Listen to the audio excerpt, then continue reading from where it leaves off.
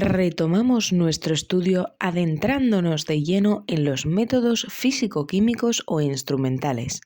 Como su nombre indica, aquí nos apoyamos en la tecnología. ¿Cómo funcionan a nivel básico? Muy sencillo, aplicamos un estímulo a nuestra muestra. Este estímulo puede ser luz, calor o una corriente eléctrica.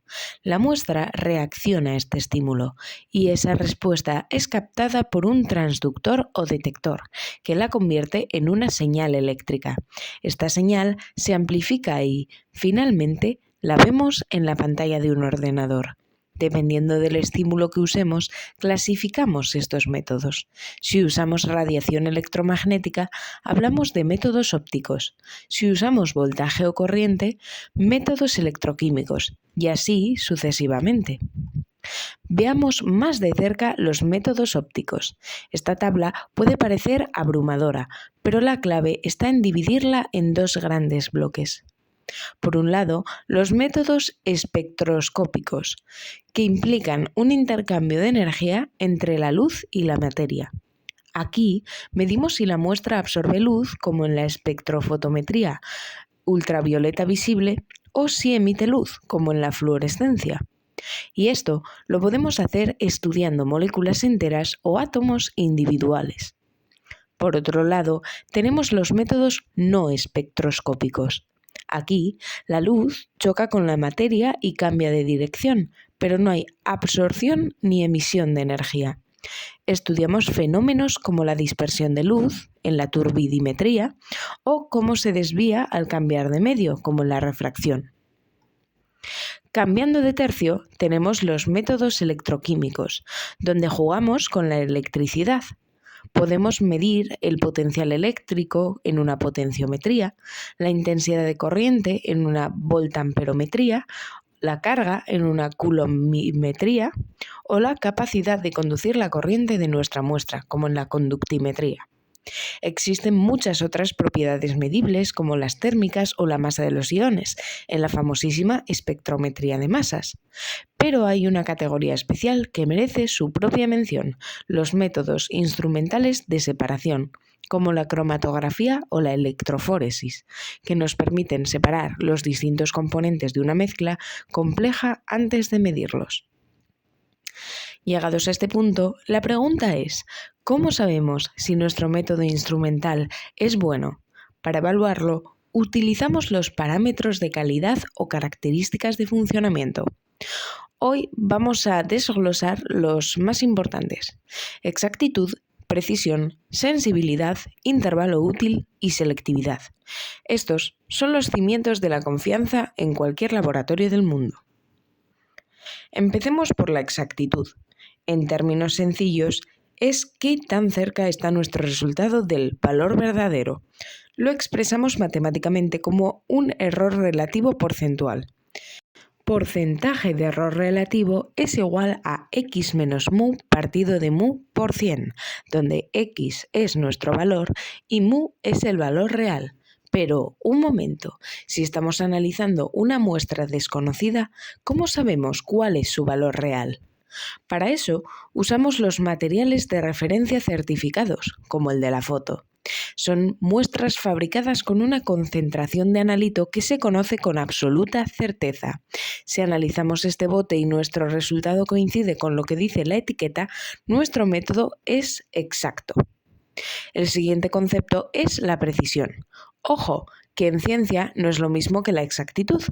La precisión mide la concordancia entre los resultados de una misma muestra si la analizamos muchas veces. Es decir, si repetimos el análisis 10 veces seguidas, los resultados se parecen entre sí o están dispersos. Para medir eso, usamos la estadística pura, la desviación estándar y el coeficiente de variación, cuando coeficiente de variación es igual a RSD por 100. Cuanto más bajo sea este porcentaje, más preciso y repetible es nuestro método. La mejor forma de entender la diferencia entre exactitud y precisión es el clásico ejemplo de la diana. El centro rojo es nuestro valor verdadero. En la primera diana, los dardos están muy juntos entre sí, es decir, hay buena precisión, pero están lejos del centro, hay mala exactitud. Tenemos un sesgo sistemático. En la segunda diana, los dados están dispersos y además lejos del centro, mala precisión y mala exactitud. El peor escenario posible. Y en la tercera diana, todos los dardos están juntos y justo en el centro del blanco. Logramos buena precisión y buena exactitud. Este es el objetivo de cualquier procedimiento analítico. Pasemos a la sensibilidad. La sensibilidad de calibración no es más que la capacidad de nuestro método para notar pequeñas diferencias de concentración. Gráficamente, corresponde a la pendiente de nuestra curva de calibrado. Una línea muy empinada significa que a un pequeño cambio de concentración corresponde un gran salto en la señal del equipo. A partir de aquí nacen dos conceptos críticos. El límite de detección o L sub D, la cantidad más pequeña de analito que el equipo es capaz de ver y decir, sí, está ahí. Y el límite de cuantificación, L sub D, la cantidad mínima que el equipo no solo ve, sino que puede medir de forma fiable, con un nivel de confianza aceptable. Profundicemos un poco más en el límite de detección. ¿Por qué no es simplemente 0? Incluso cuando analizamos un blanco, una muestra sin analito, el equipo genera un poco de ruido de fondo, variando ligeramente alrededor del 0, la curva roja. Necesitamos establecer un punto de corte, un valor crítico, L sub C. Si la señal de nuestra muestra cae a la derecha de este punto, podemos afirmar estadísticamente que esa señal no es ruido de fondo, sino que el analito está realmente presente. Visto más al detalle, cuando solapamos la curva del blanco, el analito ausente, con la curva de una muestra, con el analito presente, vemos que siempre hay un pequeño margen de error estadístico. Las áreas sombreadas en la gráfica representan estos riesgos. Típicamente fijamos estos errores en un 5%. El error alfa representa el riesgo de un falso positivo, decir que hay analito cuando en realidad era solo ruido de fondo. El error beta representa el riesgo de un falso negativo, decir que no hay analito cuando sí lo había, pero en una cantidad tan pequeña que el equipo no logró distinguirlo del blanco. Para asegurar que ambos riesgos sean mínimos, fijamos nuestro límite de detección estadísticamente a una distancia de 3,3 por la desviación estándar de B respecto a la media del blanco.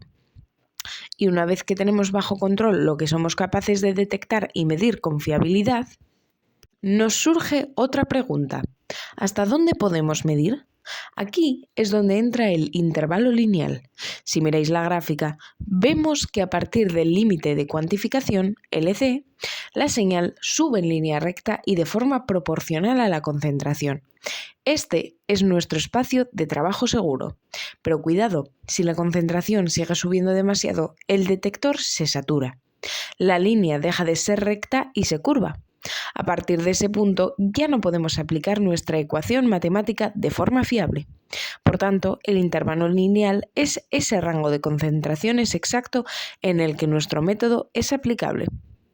Y ahora vemos el último gran parámetro de calidad fundamental, es la selectividad. En un mundo ideal, nuestro equipo solo respondería a nuestro analito. Pero el mundo real es complejo. La selectividad es la capacidad del método para dar resultados que dependan exclusivamente de nuestro analito, sin confundirse con otras cosas. Cuando el equipo sí se confunde, hablamos de interferencias. Tenemos interferencias químicas o físicas causadas por otros componentes concretos, que a veces podemos eliminar separándolos previamente. Y luego tenemos el gran dolor de cabeza de los químicos, las interferencias de matriz. Aquí todo el conjunto de la muestra altera la señal. ¿Cómo sabemos si sufrimos este efecto? Comparamos la pendiente de un calibrado normal con la de un calibrado sobre la propia muestra. Si las pendientes son diferentes, tenemos efecto matriz. Para combatir este efecto matriz, existe una técnica brillante llamada método de adiciones estándar. Veamos cómo se hace en el laboratorio. Imaginemos que analizamos agua de mar, una matriz muy compleja. Tomamos varios matraces y en todos ellos ponemos exactamente el mismo volumen de nuestra muestra desconocida, ese líquido azulito, Vm. Luego añadimos cantidades crecientes de un patrón puro y conocido, el líquido naranja, Vp. El matraz 1 no lleva patrón, el 2 lleva un poco, el 3 lleva más y finalmente enrasamos con disolvente. ¿Qué hemos conseguido? Que todos los matraces tengan exactamente la misma matriz, por lo que cualquier interferencia afectará a todos por igual. El método de adiciones estándar. Cuando metimos estos matraces en nuestro equipo y dibujamos la gráfica, obtenemos una línea recta. Y es igual a A por X más B. Pero fijaos en un detalle crucial. La recta no empieza en cero. Esa primera señal, el punto de corte con el eje Y, corresponde al analito que ya venía en nuestra muestra original. Para saber qué concentración es esa, simplemente prolongamos la línea hacia atrás hasta que corta al eje X horizontal. Matemáticamente, hallar esa concentración es tan fácil como dividir la ordenada en el origen entre la pendiente en valor absoluto, es decir, el valor absoluto de B entre A. Con este truco hemos medido la muestra usando su propia matriz como entorno de calibración. Entonces, resumiendo nuestras armas contra las interferencias de matriz, tenemos varias opciones. Podemos simplemente diluir la muestra si nos sobra sensibilidad, podemos intentar preparar patrones que simulen la matriz artificialmente, usar el calibrado de adiciones estándar que acabamos de ver o usar un patrón interno, aunque este último no siempre elimina estos efectos. Al final, todo se reduce a elegir el método de calibración adecuado para encontrar esa ecuación mágica entre señal y concentración. Los tres reyes de la calibración son patrones externos, el clásico, adiciones estándar y patrón interno. Ya dominamos la exactitud, la precisión y la sensibilidad, pero para que un método sea verdaderamente útil en la industria, necesitamos mirar parámetros complementarios. Por ejemplo, la robustez. Un método robusto es aquel que no se altera si cambia ligeramente la temperatura del laboratorio o si lo hace un técnico diferente. Es un método todoterreno. También buscamos la fiabilidad, es decir, que mantenga su precisión y exactitud a lo largo del tiempo sin descalibrarse. Y por supuesto, en el mundo real importan cosas tan prácticas como la rapidez, que sea sencillo de ejecutar, el coste económico de los reactivos y que sea seguro para el analista. Y con esto cerramos nuestro primer gran bloque. ¿Qué hemos logrado aprender? Ahora sois capaces de mirar un problema de la vida real como un vertido tóxico y traducirlo a un problema analítico. Conocéis todas las etapas necesarias para resolverlo y entendéis la diferencia entre usar métodos clásicos o exprimir la tecnología con métodos instrumentales. Sabéis cómo construir y para qué sirve una recta de calibrado. Podéis juzgar si un método es de calidad o no y tenéis las estrategias necesarias para vencer al temido efecto matriz. En resumen, habéis dado el primer paso para pensar y trabajar como verdaderos químicos analíticos. Gracias por acompañarme en este vídeo y nos vemos en el siguiente tema.